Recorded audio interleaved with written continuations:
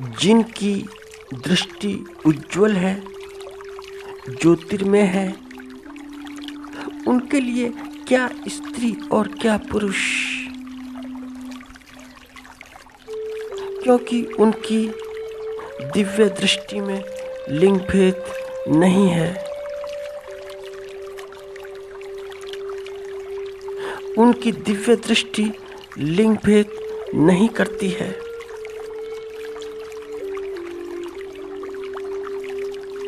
हमारे जैसे सामान्य लोगों के लिए तो, हमारे जैसे सामान्य लोगों की दृष्टि में तो बड़ा लिंग भेद होता है,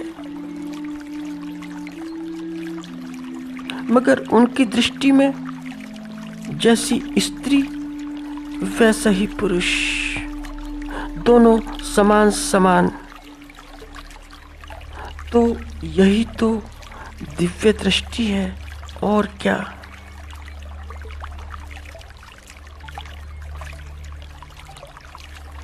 और जिनकी दृष्टि इतनी निर्मल है, इतनी निर्मल, तो फिर उनकी वाणी में भी झनकार है।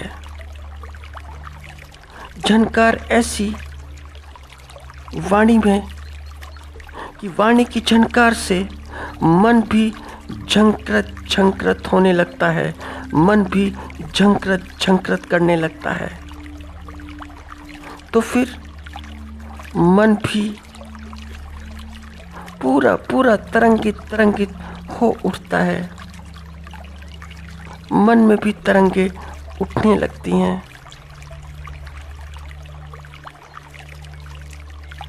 वे बाहर से चाहे जैसे भी दिखाई दें, जैसे भी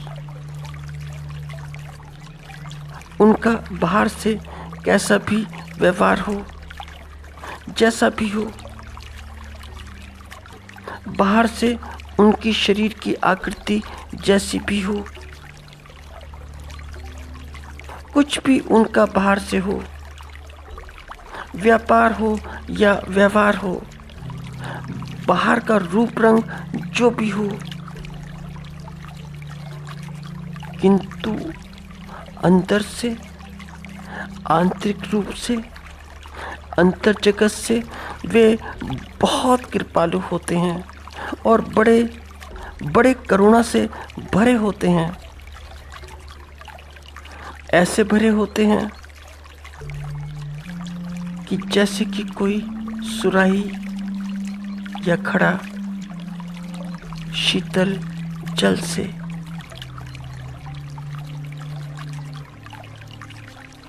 अब अगर सुराही को बाहर से छुओगे या घड़े को बाहर से छुओगे, तो जैसा बाहर का वातावरण वैसा ही बाहर से सुराही का भी और घड़े का भी। मगर अंदर से जल निकालो, अंदर से जल की शीतलता देखो, तो जल इतना शीत कि कंठ की सारी प्यास बुझा बुझा दे। तो जो ऐसे व्यक्ति होते हैं उनकी दृष्टि समान होती है, उनकी समदृष्टि है। समदृष्टि इसलिए क्योंकि वे उस एक को ही देखते हैं, एक को। वे किसी दूसरे को नहीं देखते। वे अनाम को देखते हैं, नाम को नहीं। नाम को तो हम देखते हैं कि नाम क्या है, कितना नाम है, कैसा नाम है, कौन से जगत का प्रसिद्ध नाम है। तो नाम तो हम देखते हैं, काम धंधा हम देखते हैं, व्यापार हम देखते हैं कि कितना बड़ा व्यापारी। तो चोर और संत, चोर भी और संत भी हम देखते हैं, वे नहीं। वे नहीं देखते। वे इसलिए नहीं देखते क्योंकि वे अपने स्वभाव से जीते हैं। वे अपने परम भाव में होते हैं, परम भाव में। उनकी समान दृष्टि होती है, समदृष्टि होती है। इसलिए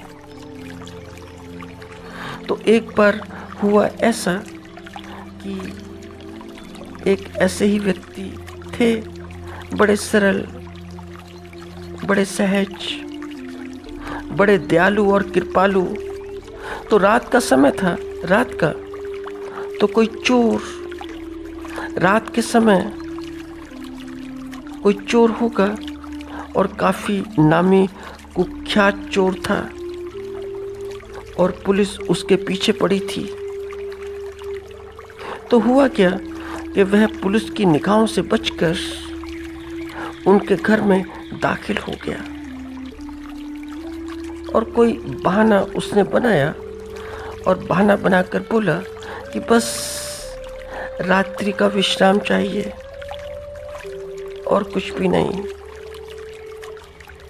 तो वे तो बड़े प्रसन्न हुए, बड़े बड़े प्रसन्न, और बोले कि पहले प्रभु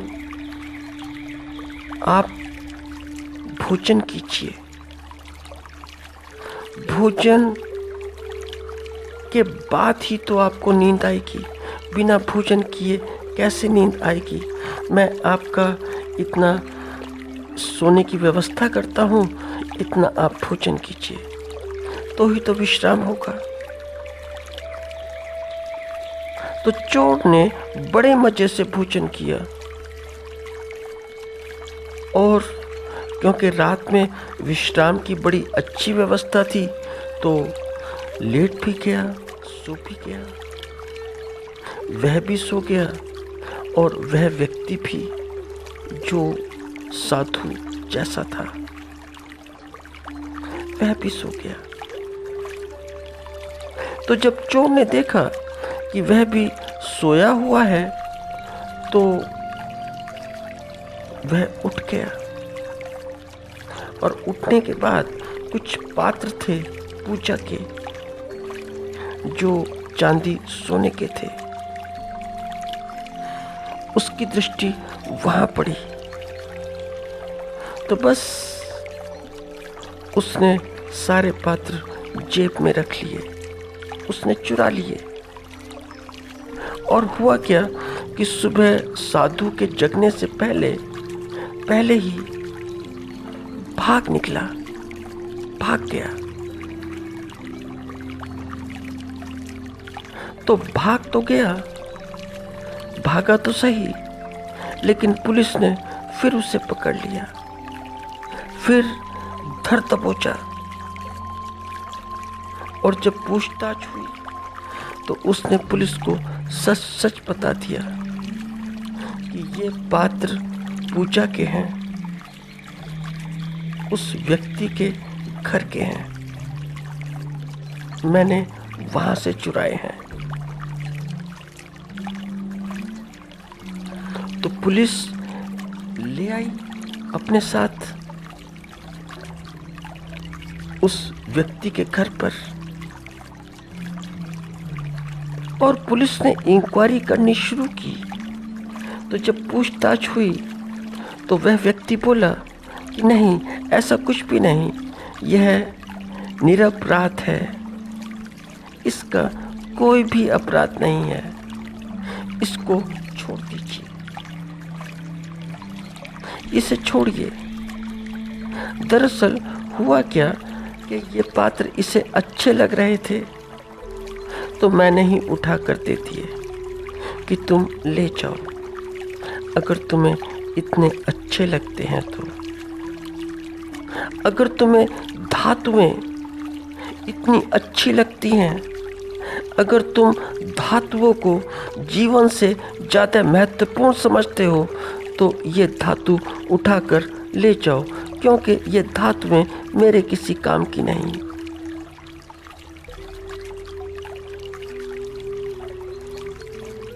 तो यह बात सुनकर चोर शर्मा गया, लज्जा से भर भर गया।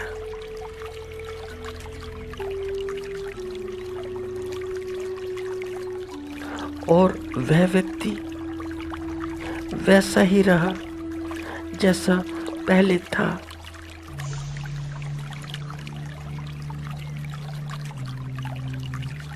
यह जीने की कला है।